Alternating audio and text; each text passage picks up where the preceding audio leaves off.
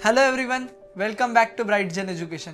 Last lecture में हमने सारे परचेज और सेल्स के trade discount, cash discount, GST with trade discount और जीएसटी विद कैश डिस्काउंट, ये सारे कॉन्सेप्ट्स को कवर कर लिया।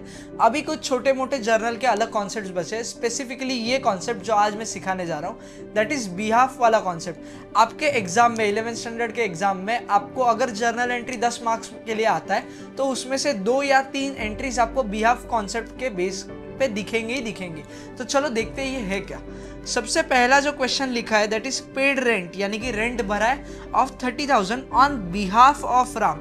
ध्यान रखना, बिहाफ के बाद जिसका भी नाम लिखा है वो खर्चा उसका है। ये ट्रिक होता है इसमें। बिहाफ के बाद यहाँ पे लिखा है राम का नाम, तो ये जो सैलरीज है, ये जो रेंट है वो किसका खर्चा है? राम का खर्चा है। ठीक है, तो राम का खर्चा है तो अपने बुक्स में ये रिकॉर्ड नहीं होगा, बट हमने पे तो किया है राम की बिहाफ पे, तो एटलीस्ट पेमेंट की वैल्यू हमें रिकॉर्ड करनी पड़ेगी।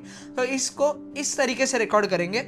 यहाँ पे लिखेंगे, तो यहाँ पे सीरियल नंबर डालेंगे 1, यहाँ पे लिखेंगे Ram account debit to cash account. Cash क्यों? क्योंकि हमसे कैश गया है। क्रेडिट व्हाट गोज आउट, कितना गया? 30,000।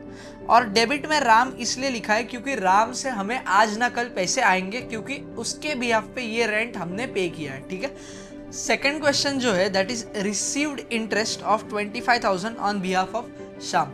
ठीक है, तो ये जो एंट्री है ये हमें करनी पड़ेगी। ध्यान दो, ये हमें इंटरेस्ट मिला तो है बट किसके बिहाफ में? श्याम के बिहाफ में। तो ये जो एक्चुअल इंटरेस्ट है वो किसका है? श्याम का इंटरेस्ट है, यानी कि श्याम की इनकम है। तो किसी और की इनकम या किसी और का एक्सपेंस वो हम हमारे बुक्स में रिकॉर्ड नहीं कर सकते, बट रिसीव्ड यानी कि कुछ मिला तो है। क्या मिला रहेगा हमें? इंटरेस्ट।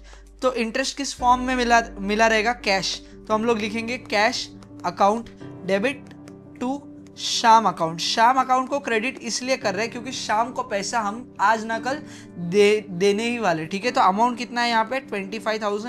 25,000। ठीक है, नेक्स्ट क्वेश्चन की तरफ जाते हैं। नेक्स्ट क्वेश्चन जो है that is paid salary. Salaries हमने पे की 30,000 की टू सीता, यानी कि हमने सीता को सैलरीज पे कर दी ऑन बिहाफ ऑफ राहुल, यानी कि एक्चुअल खर्चा किसका था?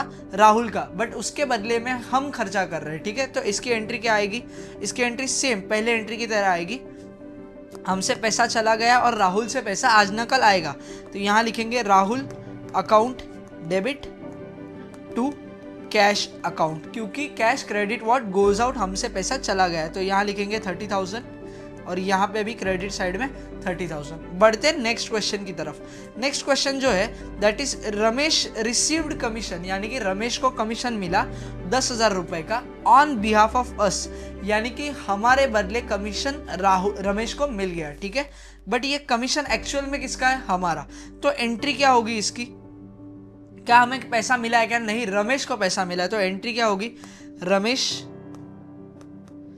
Account debit. क्यों? क्योंकि वो डेटर है, आज ना कल उससे हमें पैसा आएगा। और क्रेडिट में हम लोग लिखेंगे to commission account credit all income and gains. और ये जो कमीशन की वैल्यू कितनी है? Total 10,000 rupees. तो 10,000 डेबिट में, 10,000 क्रेडिट में। वापस मैं रिपीट करता हूँ एक बार, जो शब्द बिहाफ के बाद जिस इंसान का नाम लिखा रहता है वो खर्चा या इनकम उस इंसान की रहती है। अगर किसी और का खर्चा या इनकम है तो वो हम हमारे बुक्स में डायरेक्टली रिकॉर्ड नहीं कर सकते, उसके बदले हमें उस पर्सन का नाम लिखना होगा। आई होप आपको ये समझा। Thank you.